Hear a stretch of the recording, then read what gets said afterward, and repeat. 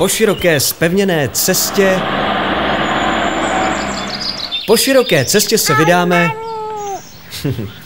se vydáme dlouhým stoupáním z Josefova dolu k největší přehradě v Jizerských horách. Máme sebou zase naši bajkerku Magdalénku. Vodní nádrž Josefův důl byla postavena v letech 1976 až 1982. Má 2 sypané hráze, čelní a boční, a zadržuje 23 milionů metrů krychlových vody. Po hrázi vede pohodlná asfaltová silnice. A je tu docela provoz. Nás naštěstí čekají i cesty s přírodním povrchem bez traktorů, aut a motorek. A jedem! To je velký Kamenický potok. Ahoj. Zase stoupáme po cestě s příjemným povrchem, po žluté. Ale za chvíli vjedeme na asfalt a po něm pojedeme docela dlouho. Tady odbočuje červená doprava. My jedeme vlevo. Dnes je hezky, v dálce vidíme Ještěd. My jedeme vlevo po asfaltu, to už jsme docela nahoře a začínají se před námi otvírat úžasné vyhlídky a velká očekávání. U známé skalní vyhlídky Krásná Maří se na chvíli zastavíme. Skalní blok tak byl pojmenován na památku středověkého dolování železné rudy. Dole jsou hejnice s barokním kostelem. No to jsou zase panorámata. Krása. A jedeme dál. Od rozcestí u Tetřeví boudy vede moc hezká cesta. Ale co to? Cyklistům vjezd zakázán. Naštěstí středem panelové cesty, po které vede žlutá až k čihadlům, vede příjemná štěrková pěšinka. To je Černá hora. Vidíte? To je ta pěšinka. A v dálce vidíme vrch Jizera. Na čihadle navštívíme rašeliniště vrchovištního typu se vzácnou květenou a zvířenou. Rytmicky se zde střídají bulty a šlenky. K vyhlídce vede povalový chodník. Vychutnáme si ten nerušený klid panenské přírody.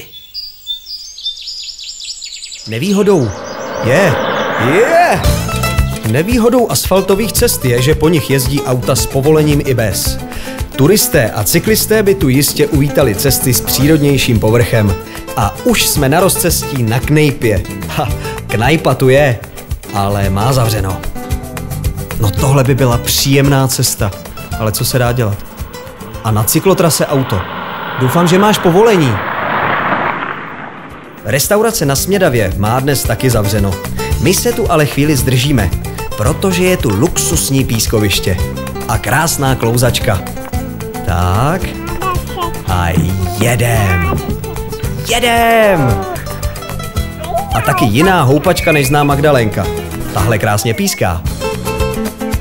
Jizerskou silnicí jedeme do Jizerky, to je snad jasný. Ahoj. Stoupání je mírné, ale dlouhé. A pak už je to z kopce až do osady Jizerka. V dálce vidíme kopec Bukovec. Říčka Jizerka protéká rašeliništěm, proto ta barva. V osadě Jizerka je jedna hospoda vedle druhé. My už máme velký hlad a žízeň. Ahoj, Majenko. A proto si vybíráme hned tu první. A dáme si svíčkovou. Tak. V Jizerce kdysi sídlili dřevorubci a skláři. Teď jsou tu turisté. Po cyklotrase 3020 se dostaneme k jedné z posledních krásných cest Jizerských hor. To je paráda bez asfaltu.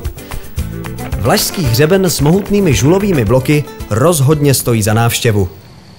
Po náročném výjezdu si chvíli odpočineme a pokocháme se.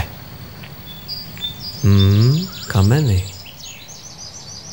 Dole vidíme přehradu Souš, ale my pojedeme ještě kolem jiné přehrady. Ta se jmenuje Protržená a stojí, tedy vlastně stála, na Bílé Desné. Postavili ji v roce 1915 a 18. září 1916 se protrhla. Vlna pobořila domy v Desné a 59 lidí zahynulo, víš? Do Josefova dolu je to už stále z kopce. Končí pohodový cykloturistický výlet s malou bajkerkou. Tak ahoj příště. A sladké sny.